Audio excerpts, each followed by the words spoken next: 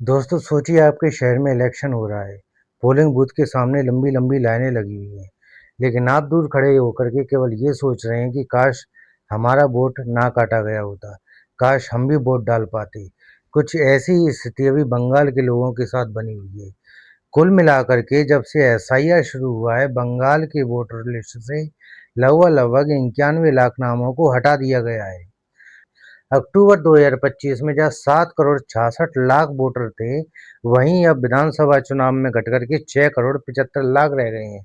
मतलब सीधा सीधा 12% वोटों की कमी की गई है।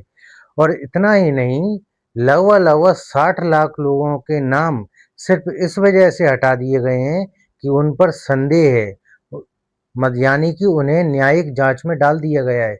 दरअसल इस पूरी प्रक्रिया में सबसे ज़्यादा प्रभावित अगर कोई है तो वो है मुस्लिम समुदाय के लोग, क्योंकि ज़्यादातर मुस्लिम आबादी बंगाल में टीएमसी को सपोर्ट करती है। सबसे ज़्यादा मुर्शिदाबाद में लोगों के नाम काटे गए हैं, 4,55,000 लोगों का नाम काटे गए हैं। उसके बाद उत्तरी परगना में 3,25,000 और मालदा में 2,39,000 लोगों के नाम काटे गए हैं। गौर करने वाली बात यह है कि इन सभी इलाकों में मुस्लिम आबादी सबसे ज़्यादा है। बशीरहाट की हलीमा बीवी का नाम केवल इस वजह से हटा दिया गया क्योंकि उनका और उनके पिता की उम्र में एक अंतर नज़र आ रहा था।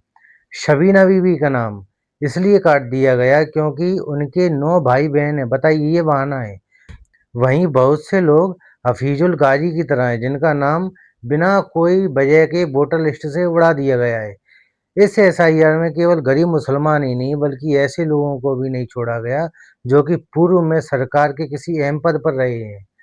कलकत्ता के विंग कमांडर मोहम्मद शमीम अख्तर, जिन्होंने 17 साल इंडियन एयरफोर्स की सेवा की है, आज अपना नाम वोटर लिस्ट में ढूंढ रहे हैं।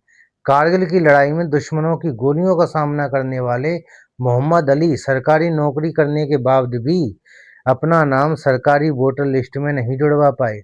कलकत्ता हाईकोर्ट के जज शाहिदुल्ला मुंशी तक का नाम वोटर लिस्ट से हटा दिया गया है।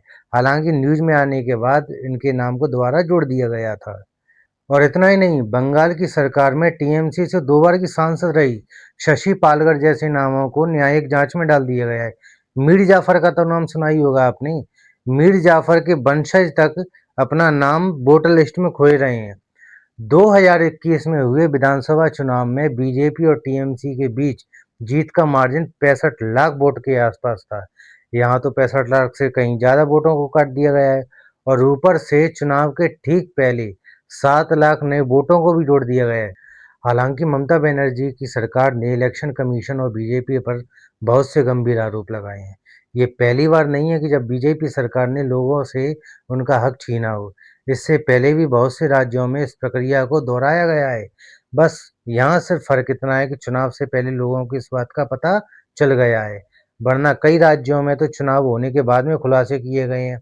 अब आरोप प्रत्यारोप लगते रहते हैं, इसमें कोई बड़ी बात नहीं है, लेकिन सवाल ये है कि इन आरोपों की जांच कौन करेगा, क्योंकि यहाँ तो शतरंज की बिसातें और पासे दोनों ही भाजपा के पास है।